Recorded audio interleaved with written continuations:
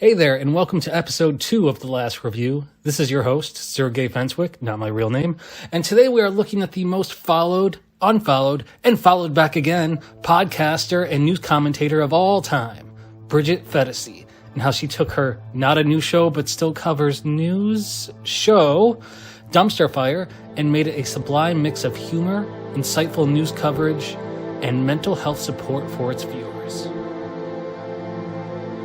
The New Yorker put out an opinion piece about, what is it all about? They're trying to cancel Renoir. I'm sorry, Renoir. And this is what broke me this week. This is the thing. Every week I'm sure there's a thing that breaks me, but this is the week that I was broken by Jean-Claude Renoir. It's insane to me, first of all. Let me just rant. It's insane that this is happening, and I knew that this would happen. Because when you start finding everything, when you're problematizing every single thing in society as being misogynistic or racist or sexist from the past, when you're judging the past from the context of the present, there will be a problem with everything.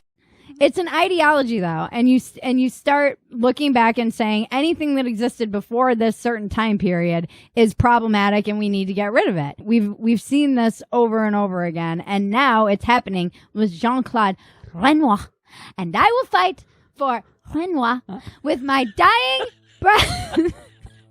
And with that, former stand-up comedian and Playboy writer Bridget Phetasy started what has become required viewing for those who want to keep up with the news but do not want their own brains to turn to mush.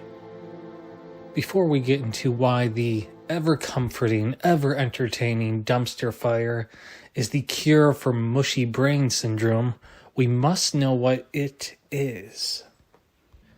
Yes, mushy brain syndrome, not a real term, is perhaps the real pandemic. One consistent issue that plagues people, particularly in the US, is the inundation of news. There is too much news in our view. We simply are not meant to consume all of this info. The screens from our phones, tablets, laptops, TVs, watches, and even our cars give us a constant bombardment of information that we are not equipped or evolved enough to handle. Algorithms produce content on these screens that are meant to engage or provoke. Now, perhaps in a few generations, we'd be able to adapt to all of this.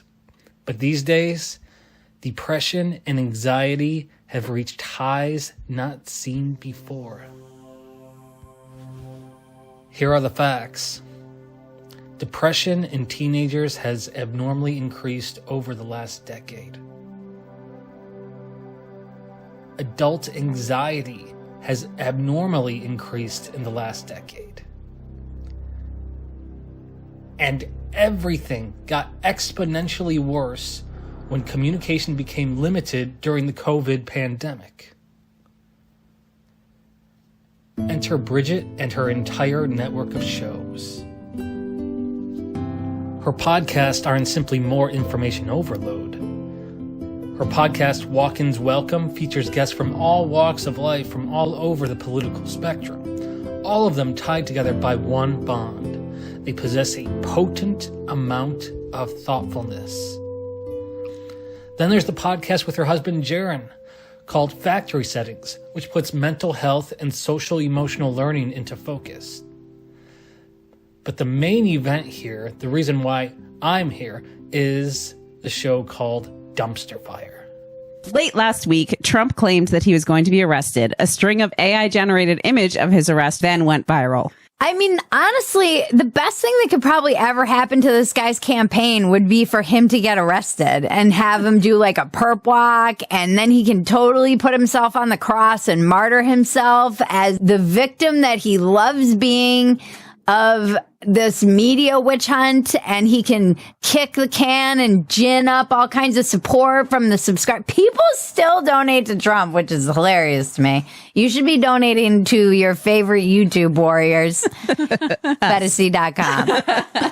It is like like a messed up trial. If he does actually get arrested, it is political. This is politically motivated. And people should stand up and say, this is a politically motivated, stupid trial.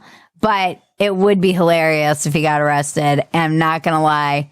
And I do think it would be great for him. I think that like the best thing that could happen to his kind of sad campaign would be for him to get arrested. Right. And do the perp walk in handcuffs, etc. He ran out of money doing those fake NFTs. So this is the only publicity he's going to get. I'm doing my first official Donald J. Trump NFT collection. The whole pictures of him getting arrested, that this creepy guy from Bellingcat, Elliot, he made all these pictures, but it's a whole weird story with him too, the guy that made these pictures. Really? Yeah, because he's really against disinformation, but then he made all these AI generated images and then was like, I can't help if people are stupid, but it's like your whole thing is being against, you knew people would take these seriously. Yeah. It was weird. So yeah, he's part of like big censorship, apparently. This is according to Michael Schellenberger. So With her bombastic energy and her strict nothing sacred policy, it's hard not to enjoy this weekly show. If you're ever looking to detox from social media, but want to still keep up with some of the more interesting or important or just way too online kind of news, the dumpster fire is your home.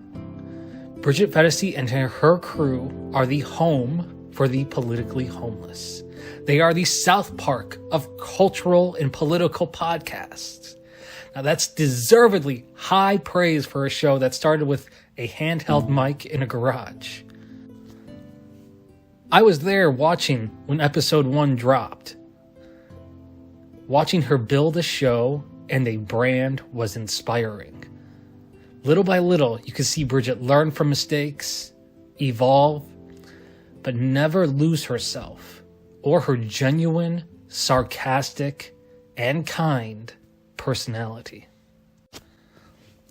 As the show progressed, she added mics that could stand up on their own, and also great segments along the way.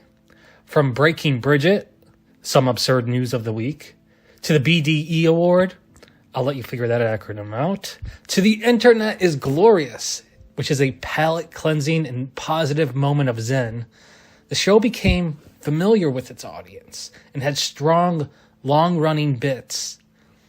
And in their quest for altruism, they even had a segment for the weather report for various parts of Mexico. Had nothing to do with the forecasters.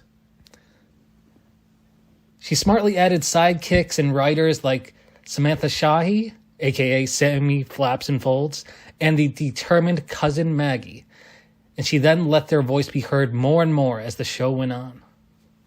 Comedy writer Dave Yates then joined the growing crew.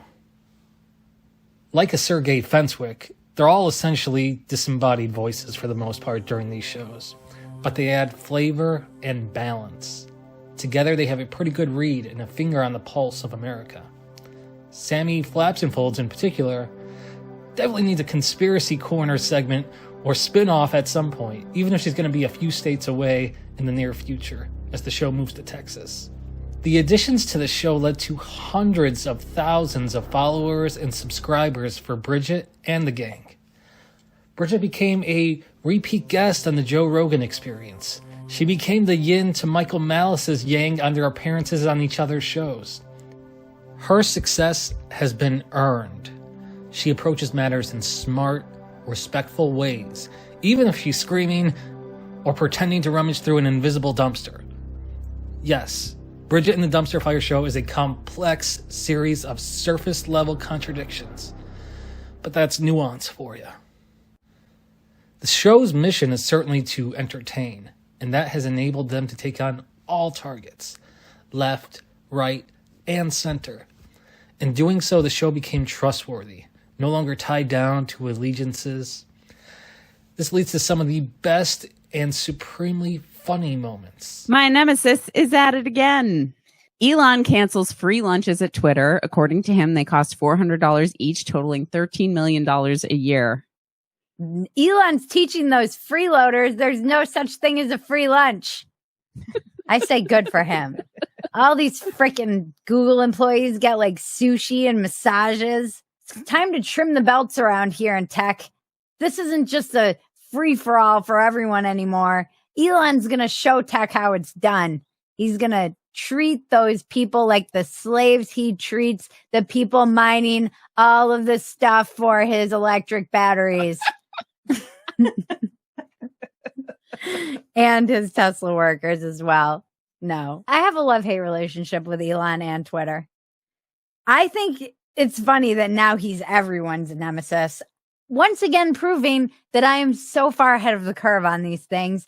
First, he was my nemesis, and now he's everyone's nemesis, except for the stands. The stands, they love him. We'll get to the stands. We'll get to the stands. We hear a lot. I hear from them a lot. And there are the Elon stands who take great offense whenever we criticize their dear leader. We got a couple comments. This is like the MAGA. I mean, honestly, part of the reason that I love Elon being my nemesis is that I love making dorks mad. It just tickles my funny bone to see the like seriousness with which these people defend their great leader, Elon Musk. Well, we had someone say, in about a year from now, you will be eating humble pie. Elon is fighting for free speech. You just don't have enough gray matter to see it. Duh.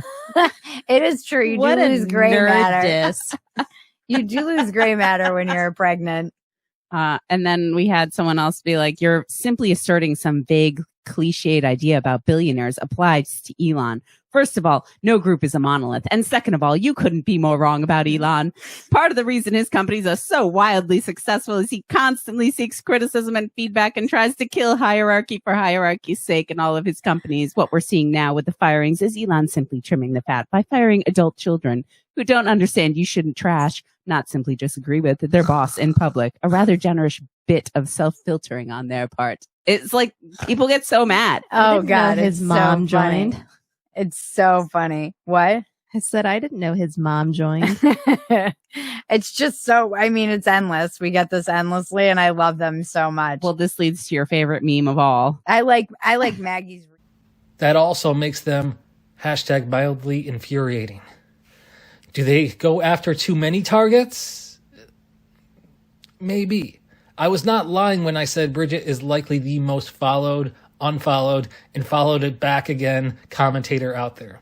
She'll have you cheering on as she talks about how billionaires don't really care about the average person or the poors, because too many folks are willing to take a bullet for Donald Trump and Elon Musk and the cult of personality. But then she'll have you going, whoa, did they deserve that? When she goes after someone like Russell Brand because he was late to an argument. Yes, a weekly show that is sometimes a week behind the news went after someone for being too late. Therein lies the one problem that still hinders the show from staying at the highest of heights.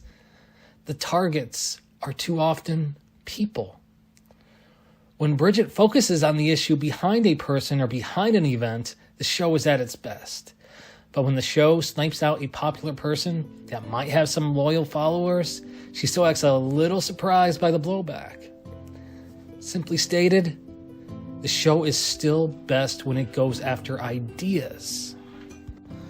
Ideas can still be tricky. These days, algorithms practically force us to have opinions on ideas and hot-button issues that really don't affect us. Algorithms bring out the worst in us. My uncle shouldn't have a super strong opinion on some incident that happened halfway across the country that involved a few people, and now is suddenly symbolic for all which America stands. My friend with a doctorate shouldn't be so upset with an issue that he wishes death upon those who disagree with him. But that issue kept on hitting him in the face, kept on poking. He was forced to have an opinion on it. That's the first and biggest symptom of mushy brain syndrome. Having a distinct and oftentimes emphatic opinion about something you wouldn't think twice about before social media. I do think the dumpster fire show can show that particular sign of the syndrome, mushy brain syndrome, when it comes to topics about gender or transgenderism. But I still fully respect where they're coming from. On the vast majority of issues and ideas, though, Bridget approaches these ideas with either South Park nihilism, absurdist sarcasm, or even mama bear-like compassion. It's difficult to be upset with a show that nails it time and time again when it comes to both comedy and compassion. Well, I think it's safe to say that the entire news cycle has broken me. And the entire way that everything is being covered is breaking us all and destroying the fabric of our society. One of the ways we can help by dialing things down a little bit, the temperature, which is up to 11 and continuing to rise, is to just step away. We're choosing to focus on this. We're choosing to engage. We're choosing to log in and go, what is happening? And not be able to tear away. I understand the rubbernecking. It does feel like an online car accident that you cannot tear your eyes away from. But trust me, you would be so much better spent if you were to take the hour that you might spend doom scrolling, which is a crazy word that we even have, and work on yourself. Take a class. Go work out, go for a walk, go in nature, spend time with your kids, hug your dog. Overall, Dumpster Fire is very much like its own The Internet is Glorious segment. In the raging infernos of cultural warfare and literal dumpster fire riots, this show is a palate-cleansing return to sanity, even when, or especially when, Bridget questions her own sanity. Bridget, you're not crazy. We're all going crazy. And at least we now have a show that can parse through some of the chaos. Thank you for watching or listening. Please like, subscribe, and share this show with as many people as you want. Thank you for